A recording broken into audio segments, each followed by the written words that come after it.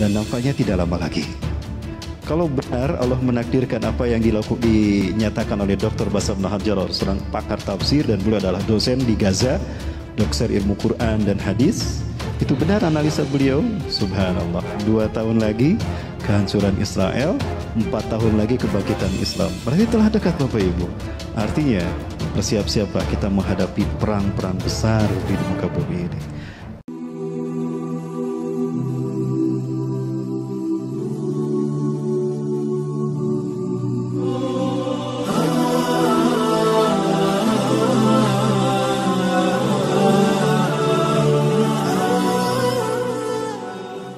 Bismillahirrahmanirrahim.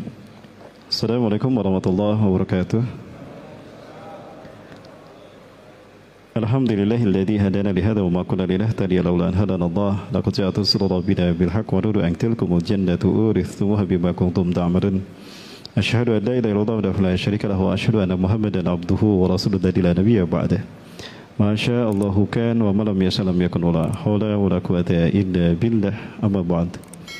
قال الله تعالى في كتابه الكريم وبقوله يهتدي المهتدون أعوذ بالله السميع العليم من الشيطان الرجيم من حمزه ونفخه ونفثه يا أيها الذين آمنوا اتقوا الله حق تقاته ولا تموتن إلا وأنتم مسلمون أو كما قال تعالى في آية أخرى وتزودوا فإن خير الزاد التقوى واتقون يا أولي الألباب وقال تعالى في آية أخرى سبحان الذي أسرى بعبده ليلا من المسجد الحرام إلى المسجد الأقصى الذي باركنا حوله لنريه من آياتنا إنه هو السميع البصير.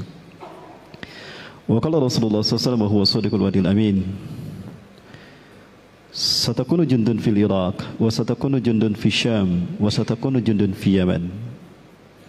فقال بعض أصحابه يا رسول الله إن وجدنا ذلك بأي جند نجتمع؟ قال فعليكم بالشام فإن الملائكة باسطة أجنحتها عليها. أو كما قال رسول الله صلى الله عليه وسلم في حديث الأخرى لا تشد رحال إلى ثلاثة المساجد المسجد الحرام ومسجد الرسول صلى الله عليه وسلم أي مسجد نبوي ومسجد الأقصى. الحديث أو كما قال صدق الله العظيم وصدق رسول الكريم ونحن على ذلك من الشاهدين. إلى هذا الكرام الرئيس ويقيم المسجد هذا المسجد أيه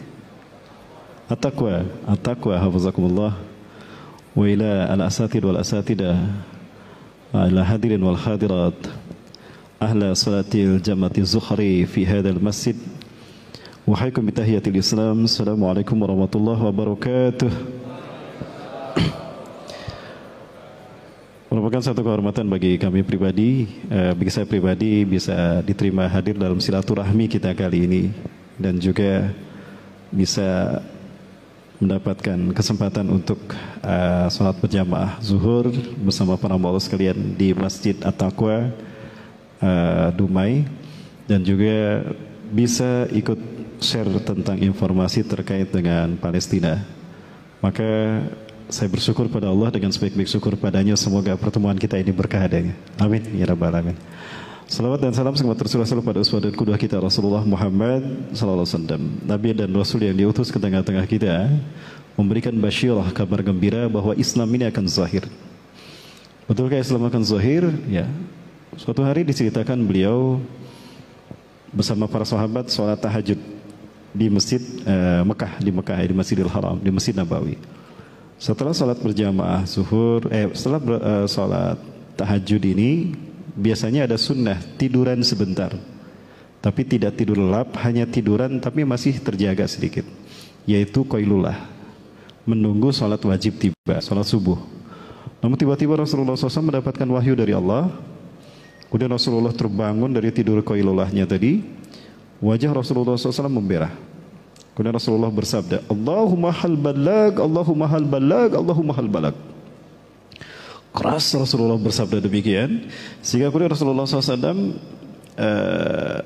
dihampiri oleh para sahabat, termasuk Umar bin Khattab radhiyallahu anhu. Kemudian Umar mengatakan, "Na'am ya Rasulullah." Betul ya Rasulullah. Qad balagta risalat Allah. Na'am, Anda telah menyampaikan risalah Allah Subhanahu wa taala. Maka Rasulullah SAW bersabda, "La yazharanna al-Islam hatta yaruddal kufra ila mawtinih." Sungguh Islam akan zahir dan kekafiran akan kembali ke tempat asal mereka masing-masing. Artinya akan tiba saat di mana Islam akan tegak di seluruh dunia. Ya, maka ketika itulah apapun ideologi apapun yang menjadikan manusia ingkar kepada Allah akan hilang, akan lenyap. Ya, maka kita akan menyaksikan kapitalisme akan kembali ke Amerika, Hinduisme akan kembali ke India, Buddhisme akan kembali ke Nepal mungkin, dan juga komunisme akan kembali ke Cina atau ke Rusia. Apabila Islam zahir. Nah, ketika Islam zahir, artinya Al-Quds akan kembali kepada umat Islam. Al-Quds ini akan berjaya. Bahkan di saat nanti Palestina dan Suriah merdeka, justru atau aman, Timur Tengah terutama Saudi Arabia justru yang membara, akan hancur perang sekalian. Karena pertarungan pertama ketika Al-Mahdi sosok pembaharu nanti, khalifah di mana Islam akan zahir sebelum hari kiamat, itu justru tempatnya, battlegroundnya adalah Saudi Arabia, Mekah dan Madinah, terutama Masjidil Haram. Sehingga Rasulullah menyebutkan akan terjadi pertumpahan darah di sekitar Ka'bah. Yang saya hormati dan saya muliakan karena Allah, DKM Masjid At-Taqwa, pimpinan dan beserta para stafnya yang dirahmati Allah. Yang saya hormati dan saya muliakan karena Allah, para ustadz, para zu'ama, para asatidz dan asatidah ini, dan juga para aparat dan para pengurus ASN dari kantor-kantor yang ada di sekitar Masjid At-Taqwa, dan hadirin kaum muslimin rahimakumullah. Mohon maaf karena waktu kita tidak banyak, mungkin kita langsung bagaimana ketika kami berada di Al-Quds, ya, orang Israel menyebutnya Yerusalem, kami tinggal di Salahuddin Gate, di sebuah hotel. Harrirukum min zulmil Yahud wa yu'aduna Al-Quds ala rihabikum ikhwatukumul muslimun al-Indonesia. Wahai penduduk Syam, wahai penduduk Gaza, sesungguhnya orang-orang yang akan membebaskan kalian dari kezaliman Yahudi dan akan mengembalikan Al-Quds kepada tangan kalian dan umat Islam adalah saudara-saudara kalian Indo kita. Bapak Ibu, saya saksikan di sini ada Syekh Ali Tahir. Ini pertemuan petinggi bangsa kita. Ada Mufti Palestina, ya. Kemudian juga ini ada Pak Muhammad Hatta, bahkan ada Pak Muhammad Nasir. Ya, Pak Muhammad Nasir pernah bertemu dengan mereka. Nah, ini Pak Muhammad Nasir bersama Mufti Palestina, bahkan ada Raja Faisal juga. Ini setelah Indonesia merdeka. Nah, kita mengenal ada Syekh Ali Tahir. Nah, ini Syekh Ali Tahir. Syekh Ali Tahir ini beliau mengeluarkan semua uangnya di rekening di bank di Eropa, dia kosongkan semua uangnya, dia berikan untuk membiayai kemerdekaan kita. Ini ambil harta saya, gunakan untuk kemerdekaan kalian. Di tahun 1944 mereka sudah mengkampanyekan ke dunia, Indonesia sudah merdeka, Indonesia sudah merdeka, termasuk Syekh Ali Tahir, termasuk Mufti Yerusalem. Ya, Mufti Yerusalem, ya, yang bernama Muhammad Amin Husaini. Muhammad Amin Husaini. Nah, para ulama lain mati Allah Subhanahu wa taala, ada apa dengan Palestina? Palestina, Bapak Ibu rahmati Allah, itu terjajah luar biasa. Ya, seperti apa penjajahan yang dialami Palestina nanti saya gambarkan. Namun sebelumnya kita coba lihat keutamaan dari Palestina. Palestina adalah bumi Isra Mi'rajnya Rasulullah SAW. Kita tahu Rasulullah diisrakan di malam hari dari Masjidil Haram ke Masjidil Aqsa. Ini sebetulnya Masjid Qibli, bukan Masjidil Aqsa, karena Al-Aqsa itu alun-alun. Yang di dalamnya ada beberapa masjid. Nanti kita lihat insyaallah. Dan seperti apakah geografi Palestina? Ada sebuah teori yang bernama the heartland of the world. The heartland of the world, ya, jantung dunia. Bahwa Palestina ini adalah jantung dunia, berada pada posisi yang sangat strategis. Nah, kalau kita lihat, nah ini Palestina di sini, ini Syam. Syam ini pecah menjadi 4 negara, ya. Nah, Syam, Palestina, ada Jordan, ada Suriah, dan ada Libanon. Nah, ini Libanon, Suriah, Jordan, dan Palestina. Ini wilayah yang dulu disebut dengan Syam. Rasulullah menyebutnya Syam. Dan ini berbatasan langsung Palestina ini dengan Laut Tengah. Ya. Ini luas Palestina 27.009 km persegi. Dan jumlah penduduknya dulu pada statistik 2010 sejumlah ini, ya. Kita percepat para muslimin Allah. Nah, arti penting Palestina adalah karena di sana terdapat yang namanya Old City, Al-Quds. Di mana di Al-Quds inilah tidak kurang dari 1.500 nabi dan rasul dilahirkan dan dibesarkan di sini. Dan arti penting dari Al-Quds adalah adanya istana Nabi Sulaiman dan Nabi Daud yang kemudian dulunya adalah Masjidil Aqsa yang kemudian oleh Nabi Daud dan Nabi Sulaiman dilingkungi dengan kerajaannya. Masjidil Aqsa adalah masjid yang dibangun oleh Nabi Adam kedua setelah Masjidil Haram. Abu Dzar Al-Ghifari bertanya pada Rasulullah SAW, "Ya Rasulullah, ayu masjidin bunya fil alam awalan?" Wahai Rasulullah SAW, masjid apakah yang pertama kali dibangun di muka bumi pertama kali? Ya, maka Rasulullah SAW mengatakan Al-Masjidil Haram. Sumayun ya Rasulullah. Kemudian masjid apa? Al-Masjidil Aqsa. Kam bainahuma? Berapa jarak pembangunan antara Masjidil Haram dan Masjidil Aqsa? Arba'una sana. 40 tahun. Dibangun dulu Masjidil Haram 40 tahun, kemudian baru dibangun Masjidil Aqsa.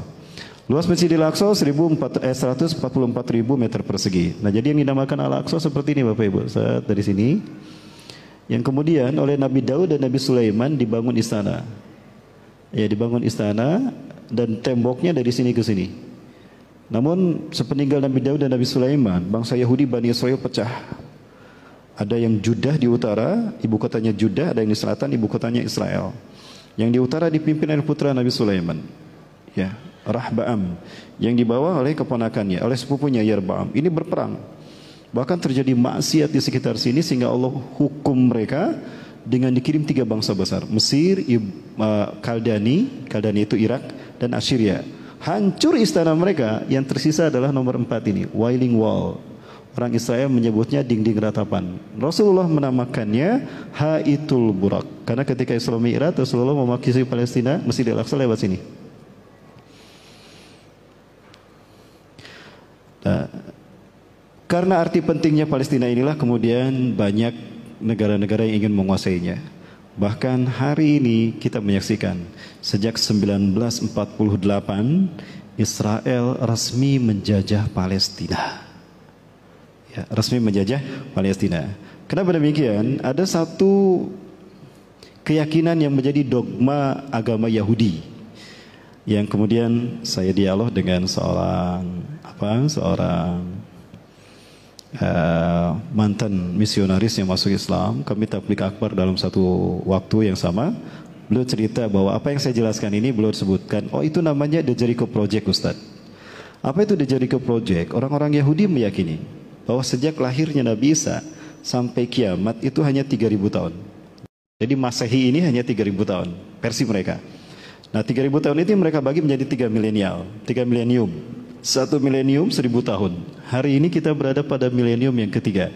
Nah, dalam dogma agama Yahudi dan Nasrani, milenium ketiga dimulai dari tahun 2001 sampai 3000 adalah apa yang dikenal dengan Y2K. Y 2 kilometer. Tapi di Y2K ini kepada dunia disampaikan bahwa ini adalah kebangkitan teknologi, informasi, globalisasi, modernisasi, abad canggih modern, bukan. Justru ini syarat bermuatan ideologis. Bagi orang Nasrani, Y2K berarti Year of the Jesus Kingdom. 1000 tahun sebelum hari kiamat adalah masa bagi berdirinya kerajaan Yesus Kristus di muka bumi. Itu versi mereka. Adapun versi Yahudi sama.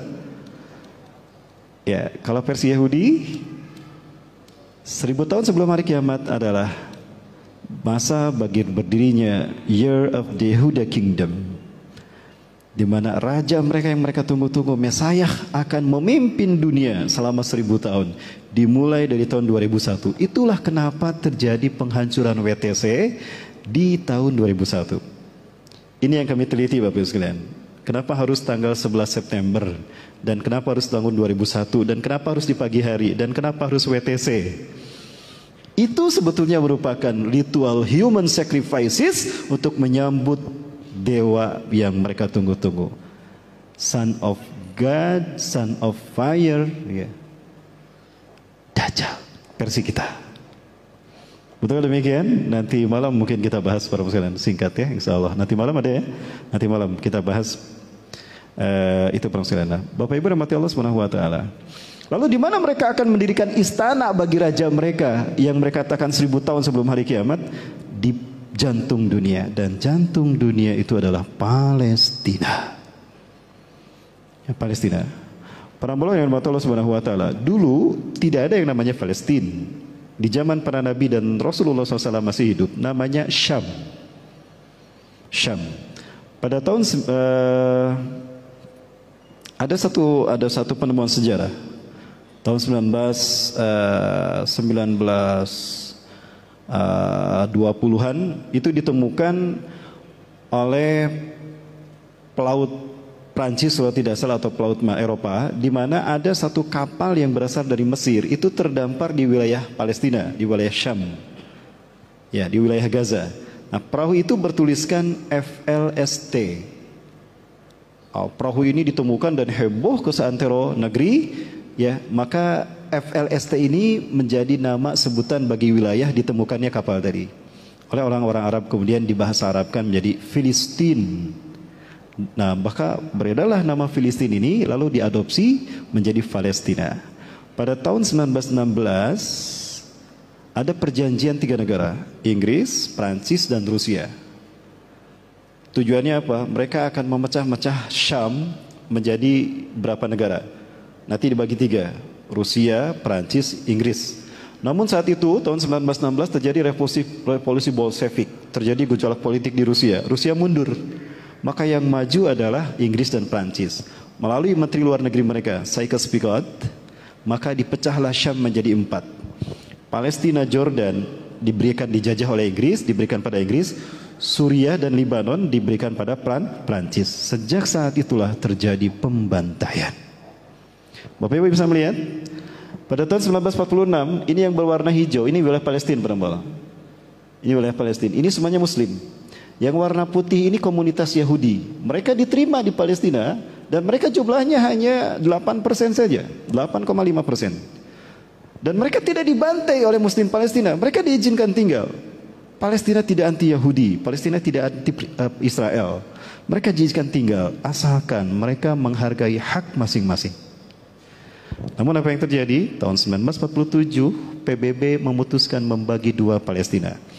Menyusul dari apa yang diputuskan oleh sekutu di bawah pimpinan Inggris. Maka kemudian Inggris di bawah kepemimpinan Menteri Luar Negerinya Sir Mayer Altul Balfour memutuskan mengeluarkan resolusi yang intinya memecah Palestina menjadi 2. 54% bagi Israel, 46% bagi rakyat Palestina. Maka sejak 1918, Bapak Ibu, itu mengungsilah ribuan orang Yahudi dari seluruh dunia ke Palestina. Maka terjadilah okupasi, penjajahan. Orang Palestina diusir, tanah mereka dirampas. Ini yang terjadi Bapak Ibu yang dirahmati Allah, yang menimpa Palestina sejak dipecah menjadi 4. Syam dipecah menjadi 4. Ada Palestina, Jordan dikuasai Inggris, dan Suriah, Libanon dikuasai oleh Prancis. Dan ini yang terjadi Bapak Ibu, pembantaian kepada umat Islam.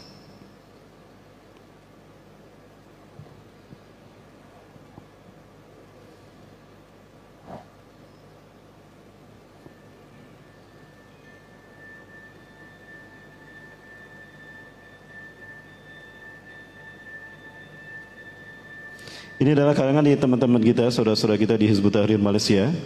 Mereka menggambarkan tentang bagaimana sejarah yang sesungguhnya dari Palestina ini. Ya, mohon maaf ini saya sampaikan, ini karya teman-teman kita Hizbut Tahrir Malaysia. Saya bukan Hizbut Tahrir Bapak Ibu ya. Saya kaum muslimin saja. Karena memang di Indonesia ini anti Hizbut Tahrir. Bapak Ibu. Baik. Ya. Kami anti perpecahan. Nauzubillah. Kami menginginkan umat Islam bersatu. Ya, nama kita sama, Muslim. Nah ini Bapak Ibu, fakta kejadian yang disebutkan Rasulullah SAW. Yushiku an tada'alikumul umam kama tada'al akalatu ila qas'atiha. Aku khawatirkan kalian akan dimangsa oleh bangsa-bangsa di dunia. Ya. Sebagaimana hidangan siap disantap oleh para pemangsanya. Para sahabat bertanya, amin kilatin nahnu yawma idzin ya Rasulullah. Apakah jumlah kami sedikit ya Rasulullah sehingga kami dimangsa oleh bangsa-bangsa di dunia? Apa kata Rasulullah SAW? Bal antum yaumaidin katsir.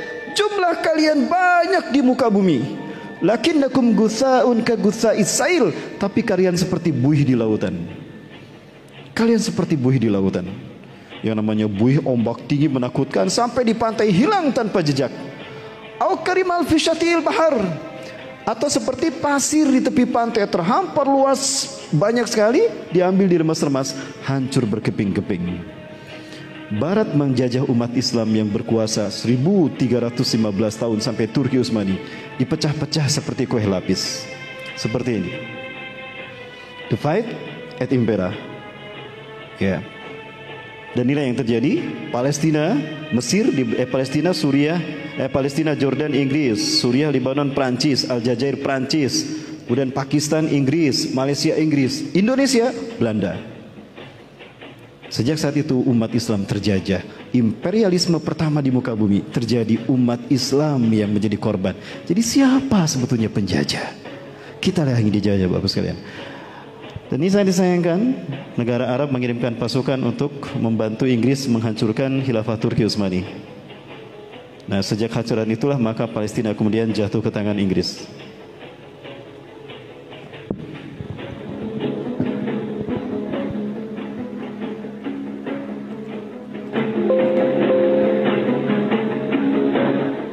Ini Raja Faisal. Saya tidak menyebutkan apa yang disebutkan di sini. Bapak Ibu sekalian rahmati Allah, strategi mereka memerangi umat Islam adalah dengan memerangi Turki adalah dengan seperti memakan bubur panas. Kalau makan bubur panas dari tengah apa dari pinggir? Dari pinggir. Dijajah dulu Afrika, dijajah dulu yang jauh-jauh tuh, Yaman, begitu sedikit-sedikit, Asia, Indonesia, Eropa, baru ujung-ujungnya ke Palestina. Ini resolusi Abdul Balfour, dan ini Christopher Allenby yang namanya diabadikan di perbatasan border antara Jordan Palestina ketika memasuki Yerusalem. Di saat itu dia menendang-dendang Nisan Solehuddin Al-Ayyubi yang membebaskan Palestina di tahun 1011 ketika perang salib. 800 tahun umat Islam melakukan perang salib, kemenangan diraih oleh Solehuddin Al-Ayyubi. Jasad nisannya, kuburannya ditendang-tendang oleh Jenderal Christopher Allenby dari Inggris, pemimpin sekutu. Hei Solehuddin, ayo bangun, perang kita belum selesai. Ya tadi Christopher Allenby. Sekarang namanya diabadikan menjadi nama gerbang menuju ke Palestina, Allenby Gate.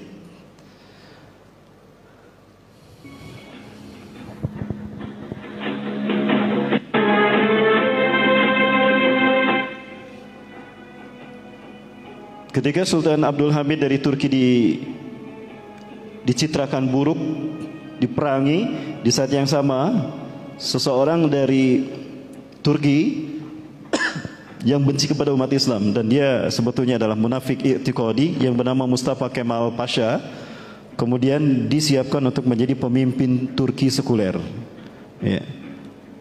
Dibidani oleh Amerika Serikat dengan mengutus duta besarnya siapa?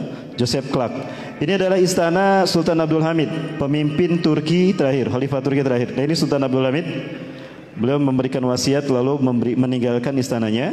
Namun beliau kemudian di perjalanan dikhianati oleh para pasukannya dan pasukannya yang mengawal berbalik menembak beliau. Ya. Maka dari itulah resmi pada tanggal 3 Maret 1924 khilafah Turki hancur dan berdirilah Republik Turki yang sekuler. Ini benderanya. Bapak Ibu rahmati Allah, sejak saat itulah pembantaian terjadi kepada umat Islam dan terjadi deislamisasi. Azan harus dengan bahasa Turki. Ya, nggak boleh ada pakaian hijab, tidak boleh. Huruf Arab diganti dengan huruf Turki. Ini Joseph Clark, utusan Amerika untuk membidani lahirnya Turki sekuler. Dan apa yang terjadi kemudian? Maka dimerdekakanlah negara-negara Islam yang dijajah mereka, tapi dengan ideologi yang sudah mereka siapkan. Kapitalisme dibungkus dengan sebutan demokrasi. PBB memutuskan pembagian 1947. Was adopted by 33 votes, 13 against, 10 abstentions. Not later than May 16th next, government will commence to function in cooperation with the representatives of the United Nations then in Palestine. The Jews needed someplace where they could go. Sejak saat itulah 2.000 orang Yahudi mengungsi ke Palestina. Terjadilah pembantaian pada kaum muslim Palestina. Hitler's madness are not allowed to build new. Harry S. Truman menyepakati hal itu. Maka tragedi berdarah pun terjadi. Tragedi berdarah pertama di Palestina adalah Sabra Shatila. Sabra Shatila 3 hari dibantai oleh Israel dan Eropa. Ya, 3.600 orang meregang nyawa. Artinya satu hari 1.300 dibantai oleh mereka. 1.200 dibantai oleh mereka. Ini awal Palestina berdarah, Bapak Ibu. Mohon maaf.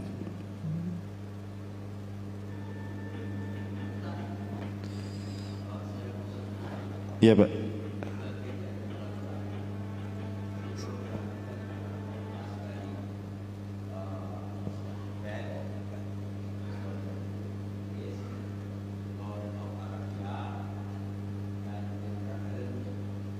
Ya, maksudnya berapa? Ya.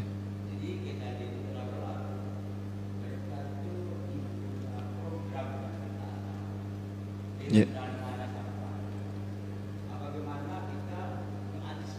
Betul. Ya.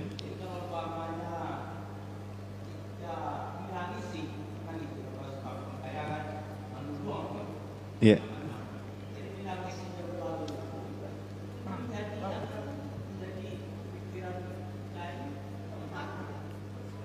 Ya.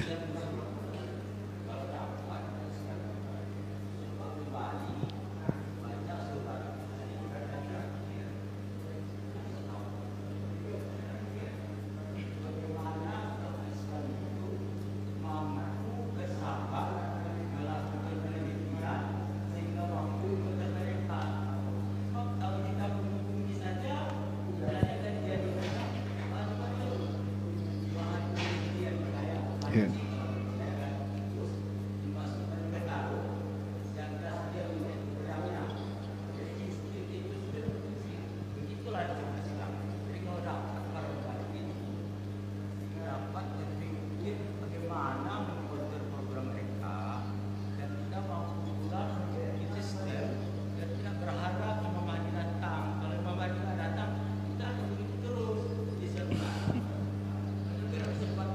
Ya, baik, terima kasih, Pak. Oke. Iya. Oke, baik, Pak. Ya, baik, terima kasih, Bapak sekalian. Baik, waktu kita singkat, Bapak sekalian. Terima kasih, Bapak, atas masukannya. Perlu ada edukasi terlebih dahulu di sini bahwa kenapa kami membawa tema Akankah Palestina Merdeka, Pak? Ya, itu solusi yang bisa kita bahas secara teknis. Baik. Baik. Baik, terima kasih, Pak. Baik, terima kasih. Bapak Ibu yang mati Allah Subhanahu wa taala, dan inilah gambaran Palestina dari tahun ke tahun hingga pada akhirnya mereka kehilangan hak mereka atas Palestina. Dari 12 provinsi di Palestina, tinggal satu yang tersisa yang belum dijajah, yaitu Gaza. Apa seperti yang diinginkan oleh mereka? Mereka menginginkan Masjidil Aqsa, kiblat kita yang pertama. Ini adalah kiblat kita yang pertama. Rasulullah SAW menghadap ke Masjidil Aqsa. Salat pertama kali ketika Isra Mi'raj, ketika salat diwajibkan, itu 16 sampai 17 bulan. Apa yang mereka inginkan? Mereka ingin mengganti Masjidil Aqsa ini dengan sinagoga agung, Beit Solomon, sebagai istana bagi raja yang mereka tunggu-tunggu. Siapa? Mesiah. Dan kalau ini hancur, Bapak Ibu, hari ini sudah ada 300 terowongan kurang lebih. Saya melihat sendiri bagaimana pembangunan terowongan itu dimulai dari sini bermol. Nah, di sini ini makanya ditutup, kita tidak bisa masuk. Itu ada banyak alat-alat berat di sini, mereka melakukan ekskavasi sehingga tidak kurang ada 300 terowongan dari sana sini yang terhubung dari sisi ke sisi, sehingga apabila ada gempa 3 atau 6 skala Richter saja, ambruk ke Masjidil Aqsa. Kalau ambruk, maka dengan segera mereka akan membangun istana bagi iblis dan Dajjal. Dan kalau ini sudah berdiri, artinya iblis dan Dajjal menang, mengalahkan risalah para nabi dan rasul. Ya, dan kita lihat persoalan hari ini bagaimana negara-negara yang berada di sekeliling Palestina, mulai dari Lebanon, itu Syiah dipimpin oleh Hasan Nasrullah. Libya, Muammar Gaddafi sudah ditumbangkan, diganti oleh shadow government Yahudi dan Nasrani. Mesir, Muhammad Mursi sudah ditumbangkan, diganti oleh orang Syiah juga, Abdul Fattah As-Sisi. Ya. Kemudian juga Arab Saudi dari dulu sudah menjadi underbow-nya Inggris, Eropa bersama Suriah. Nah, semua itu ketika sudah mereka kuasai, maka dengan mudah mereka akan menguasai Al-Aqsa. Bapak Ibu rahmati Allah Subhanahu wa taala, maka apa yang terjadi hari ini Bapak Ibu sekalian, ya, terjadilah itu tadi pembantaian sampai ke HPK hari ini. Bapak Ibu rahmati Allah, ada beberapa masukan tadi dari Bapak ya. Baik, apa yang harus kita lakukan nanti kita bahas solusi di akhir Pak ya. Ya, baik Pak, nanti di akhir Pak saya bahas Pak, insya Allah. Ini bukan mengeluh Pak, ini edukasi namanya. Edukasi, pemberitahuan. Kenapa? Kan temanya akankah Palestina merdeka Pak? Ya, baik Bapak Ibu rahmati Allah. Subhanallah. Baik, Bapak Ibu rahmati Allah Subhanahu wa taala, ada satu bangsa yang mereka menjadi, kenapa Israel melakukan itu? Israel adalah, sebetulnya saya tidak mau menyebut mereka Israel Bapak Ibu, karena Israel ini adalah gelar Nabi Yakub alaihissalam. Gelar Nabi Yakub. Ya, kenapa Nabi Yakub bergelar Israel? Karena Nabi Yakub melakukan perjalanan di malam hari Isra. Karena Allah, maka dia gelarlah Israel. Allah Azza wa Jalla telah mengingatkan pada kita bahwa Yahudi dan Nasrani tidak akan pernah ridho jika umat Islam hidup berdasarkan Al-Quran dan Sunnah, berdasarkan agamanya. Ya, padahal termasuk di Indonesia, Undang-Undang Dasar 1945 pasal 29 baik ayat 1 ayat 2 menegaskan Indonesia negara yang berketuhanan berdasarkan atas ketuhanan yang Maha Esa dan memberikan kebebasan kepada warga negaranya untuk menganut kepercayaan dan keyakinan yang sesuai dengan prinsip ketuhanan yang Maha Esa, termasuk umat Islam. Ya, kemudian Al-Quran juga menegaskan bahwa kita pasti akan mendapati sejahat-jahat manusia, sedahsyat-dahsyat manusia permusuhannya kepada kaum orang-orang beriman, Yahudi dan orang-orang musyrik.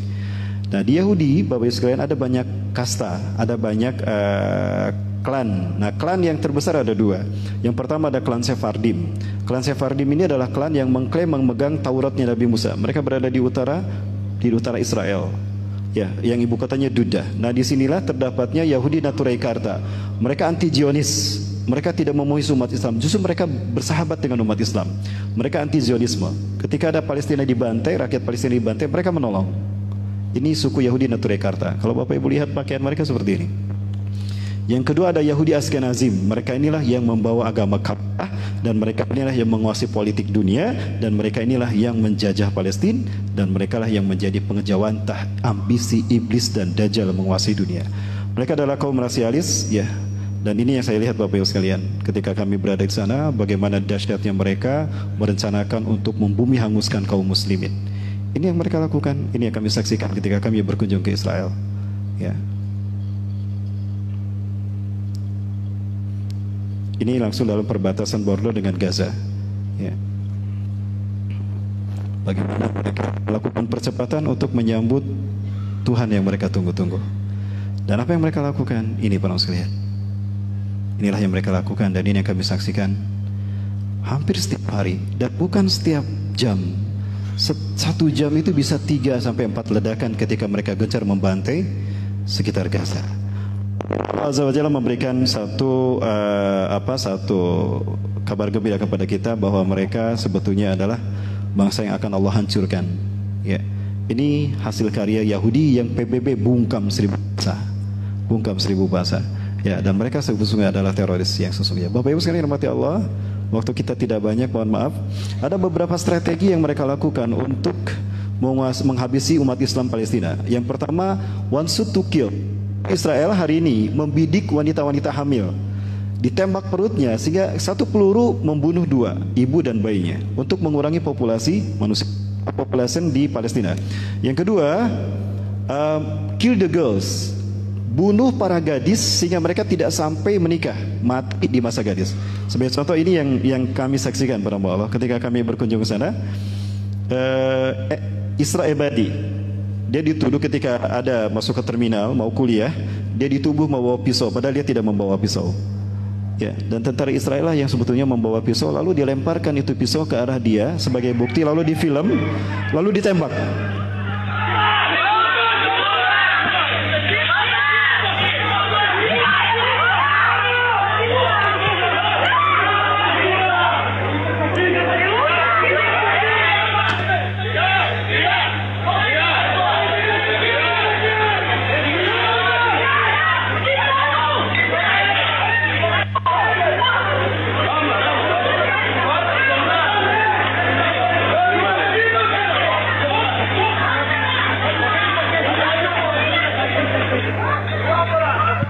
Ya, mohon maaf tadi saya kepotong.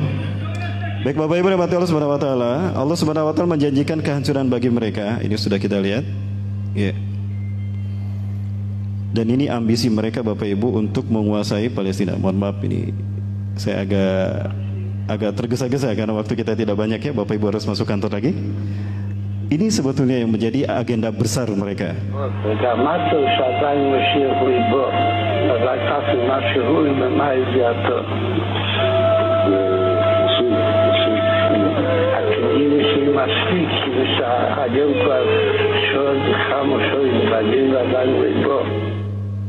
Ya, itu Bapak Ibu, dan alhamdulillah Allah Azza wa Jalla menyatakan kalau mereka ini akan Allah hancurkan dengan 2 janji hukuman.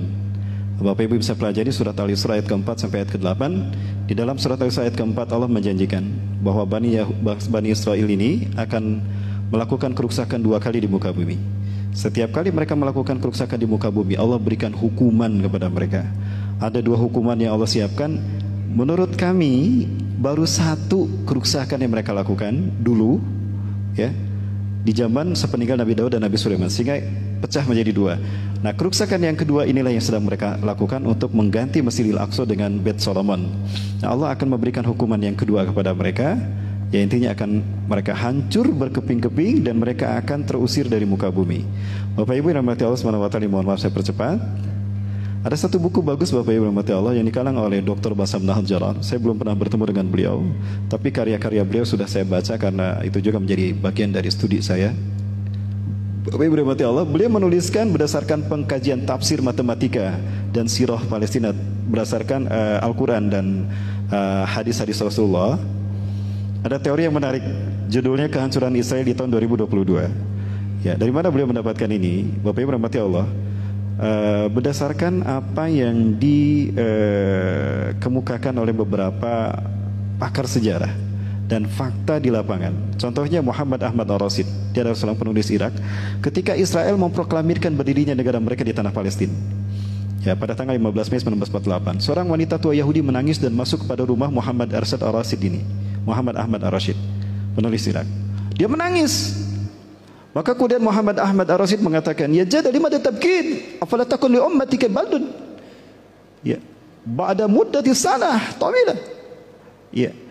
Kenapa engkau menangis, hai nenek? Bukankah negaramu sekarang bangsamu punya negara di tanah Palestina? Kenapa engkau malah menangis? Maka apa kata sang nenek? Berdasarkan nas-nas dalam Taurat yang saya baca, sesungguhnya Yahudi tidak akan merdeka, merasakan kemerdekaannya sejak mereka mendirikan negara mereka di tanah Palestina, kecuali hanya 76 tahun saja. Yahudi pada saat itu menggunakan sistem hitungan umat Islam Qamariyah, ya, Hijriah. 15 Mei 1948 bertepatan dengan 1367 Hijriah. Kalau tambah 76 berapa? 1443.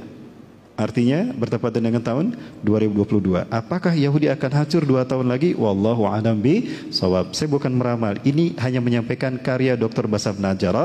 Beliau adalah seorang dosen guru besar tafsir di Palestina. Waktu itu seminar di Malaysia, ya, di Kuala Lumpur. Alasan yang kedua, matematika Quran. Satu-satunya surat yang memberitahukan tentang kehancuran bangsa Yahudi di dunia, ya, sampai akhir zaman nanti adalah surat Al-Isra ayat ke-4 sampai ayat ke-8. Nah, ayat ke-4 dimulai dari ayat ke-4 sampai ayat ke-8. Kalau Bapak hitung, itu akan terdiri dari 1443 kata, kalimah isim, fi'il dan huruf.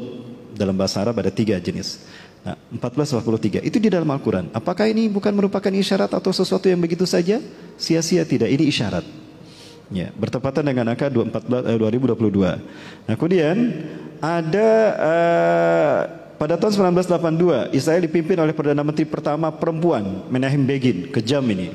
Dia partai radikal di dalam agama Israel, di dalam Israel, di perpolitikan Israel. Ketika itu Israel di bawah kepemimpinannya berhasil menginvasi Libanon, meraih Libanon sampai Kona itu berdarah-darah. Ada seorang bayi yang kepalanya hancur, badannya masih utuh. Itu di Kona, perbatasan dengan Palestina. Nah, di saat itu dia ceramah merayakan kemenangannya tahun 1982. Berdasarkan nas-nas dalam Taurat yang kita yakini sebagai kitab suci kita. Ya, bangsa kita ini hanya tinggal 40 tahun merasakan kemerdekaannya di muka bumi. Kalau kita hitung dengan tahun miladiah 1982 tambah 40 berapa? 2022. Ini hitungan tahun miladiah. Ya, terakhir Bapak Ibu rahmati Allah Subhanahu wa taala, berdasarkan doktrin keyakinan Yahudi, kalau komet Halley datang, ya, kalau komet Halley datang itu isyarat dua, kehancuran satu bangsa dan kebangkitan satu bangsa. Ini keyakinan Yahudi sampai hari ini. Karena mereka meyakininya berdasarkan astrologi juga. Jika komet Halley datang, itu isyarat dua kehancuran. Satu kehancuran Yahudi, kehancuran satu bangsa dan kebangkitan satu bangsa. Komet Halley terakhir itu terjadi pada 1367, bertepatan saat Israel memproklamirkan negaranya di tanah Palestina. 1367 Hijriah, kalau ditambah 76 hasilnya 1443, 2022. Dan kalau kita tambahkan ke tahun Masehi 1948, tambah 76, 2024. Ada 2 tahun yang berbeda. Apakah ini isyarat sebagaimana keyakinan Yahudi tadi? 2022 Yahudi hancur, 2024 Palestina merdeka. Apakah begitu? Baik Bapak Ibu, ikuti saya. Ikuti saya Bapak sekalian. An Abi Hurairah, dari Abi Hurairah radhiyallahu an, semoga Allah meridhoinya. Qala, beliau berkata, qala Rasulullah sallallahu alaihi wasallam, inna Allah, sesungguhnya Allah yab'asu, akan mengutus min hadhil ummati, dari umatku ini,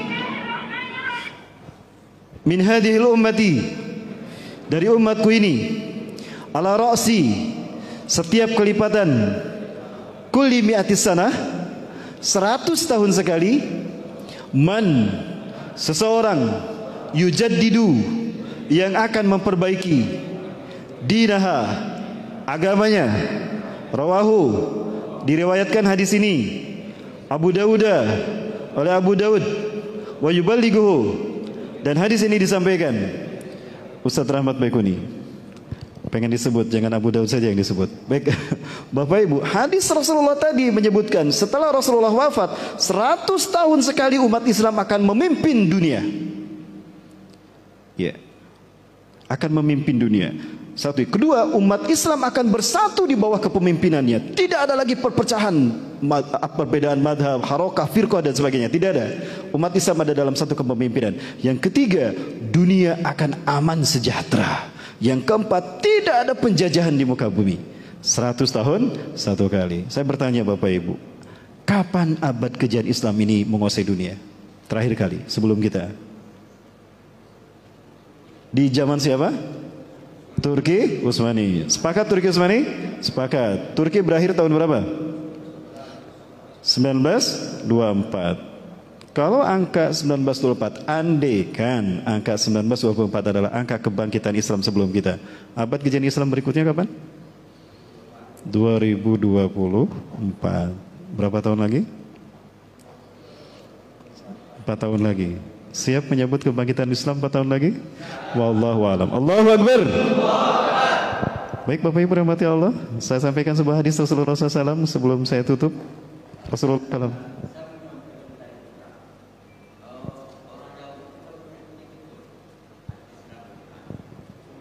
Orang Yahudi.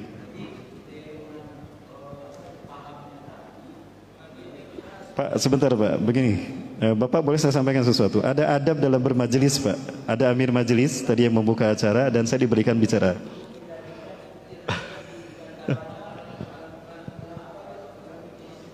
Masya Allah. Allahu Akbar. Allah yubarik fiik. Allah yubarik fiik. Boleh nanti malam atau kita undang ya untuk Bapak berbicara biar saya mendengar. Baik Bapak Ibu Allah Subhanahu wa taala. Sampai mana tadi saya lupa lagi. Nah, Rasulullah SAW bersabda begini. Rasulullah bersabda, ini ada hadis dari Sauban di dalam Sahih Muslim Syarah Syekh An-Nawawi. Rasulullah bersabda, Inna Rabbi zawaliyal arda, sesungguhnya Allah Tuhanku melipatkan bumi ini untukku. Bumi yang tadinya bulat dibikin datar. Hatta ra'aitu masyariqa wa maghriba, sehingga aku melihat kekayaannya terbentang dari timur hingga ke barat dunia. Itulah kenapa barat dinamakan Maroko, timur dinamakan Merauke, untuk menunjukkan bahwa dulu umat Islam 1315 tahun memimpin dunia. Maroko, barat, Merauke, timur. Wa atani al-kanzain, dan Allah memberikan padaku dua pusaka, al-ahmar wal abyad, pusaka merah dan pusaka putih. Wa anna ummati, dan sungguh umatku, sayablughu mulkuha ma zawaliya minha, umatku akan kembali menguasai dunia di akhir zaman, mulai dari barat hingga ke timur dunia. Ini yang menjadi semangat bagi bangsa Palestina hari ini. Betapapun mereka dibantai, berapapun mereka disiksa, mereka yakin suatu saat mereka akan merdeka. Karena Rasulullah mengisyaratkan akan ada sebuah bangsa yang akan bangkit memimpin kebangkitan Islam dunia. Dari sekian banyak bangsa yang menerima Islam sebagai negaranya, tinggal Melayu yang belum dipilih Allah untuk memimpin kebangkitan Islam. Dan kami sudah seminar bersama mereka. Saya ikut seminar bersama Bapak sekalian, kami bersatu dalam satu pembahasan tentang pembebasan Palestina. Ada 12 negara hadir. Bahkan Amerika dan Inggris mengirimkan kaum musliminnya, ulamanya hadir. Pertama di Istanbul, kemudian di Jakarta, lalu di Bandung, Jawa Barat. Yang ketiga di Bandung, Jawa Barat. Saya hadir ketika di Jakarta dan juga di Jawa Barat. Apa yang saat itu dikesimpulan bahwa keynote speaker yang disampaikan oleh 3 tokoh besar. Pertama, Ketua Rabita Ulama Palestina, Syekh Ali Yaqub Al-Abbasi. Kedua, Imam besar dari Palestina, Masjidil Aqsa, Dr. Yusuf Abu Sunaidah. Dan yang ketiga, Dr. Abu Bakar Al-Wawidah. 3 tokoh ini saya tanya langsung, ya, tentang hadis merah putih yang Rasulullah sebutkan. Apa kata mereka? Ala kulli biladin alladina yaqbaluna ala Islam madinahum. Antum ya Indonesia, lam yakhtarukumullah li zari hadaddin. Dari semua negara yang menerima Islam sebagai agamanya, tinggal kalian Indonesia yang belum Allah pilih memimpin kebangkitan Islam. Dan ini bukan kata-kata mereka. Bapak Ibu saksikan, setiap kali kita merayakan HUT RI, mereka juga merayakannya. Kenapa? Karena mereka yakin satu negara yang belum Allah pilih untuk memimpin kebangkitan Islam, merekalah yang akan memimpin kemerdekaan Palestina. Allahu Akbar. Inilah yang mereka lakukan di Gaza.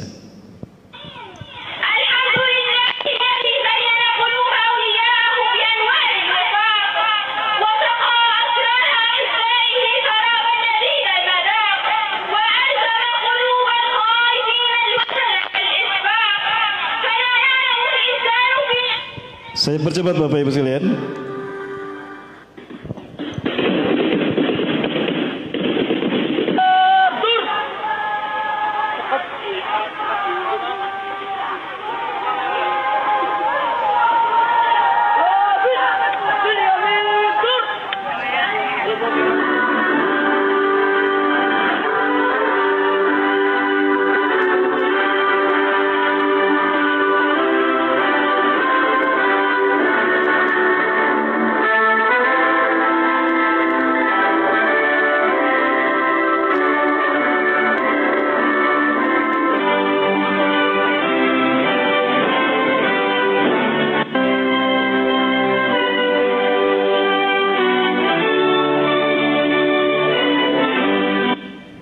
Kepada mereka saya bertanya, kenapa bendera kami dulu yang kalian kibarkan? Limadha taqumu liwan awalan laisa liwa'akum? Kenapa kalian mendirikan bendera kami, mengibarkan bendera kami lebih dulu, bukan bendera kalian? Ya ikhwatan muslimin Indonesia, hai saudara kami muslim Indonesia. Ya daina maglulah, kami masih terjajah, kami masih ditindas oleh Yahudi. Kalian melihat pembantaiannya.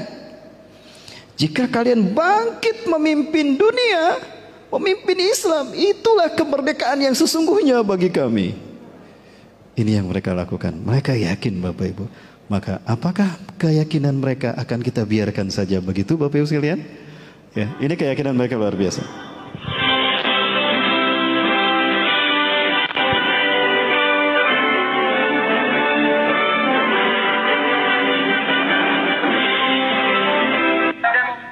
Setelah itu mereka melakukan sambutan dari para tokoh, termasuk saya pernah mendengar langsung dari Ismail Haniyah, Perdana Menteri Palestina, bagaimana tanggapan mereka, dan ini saya rekam di sini ada.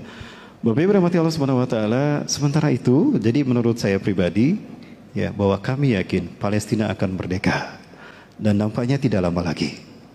Kalau benar Allah menakdirkan apa yang dinyatakan oleh Dr. Bassam Nahjar, seorang pakar tafsir dan beliau adalah dosen di Gaza, dokter ilmu Quran dan hadis, itu benar analisa beliau, subhanallah, 2 tahun lagi kehancuran Israel, 4 tahun lagi kebangkitan Islam. Berarti telah dekat Bapak Ibu. Artinya bersiap-siaplah kita menghadapi perang-perang besar di muka bumi ini. Itu tidak akan kita menangkan kecuali kita berjamaah, umat Islam bersatu semua ulama di seluruh dunia.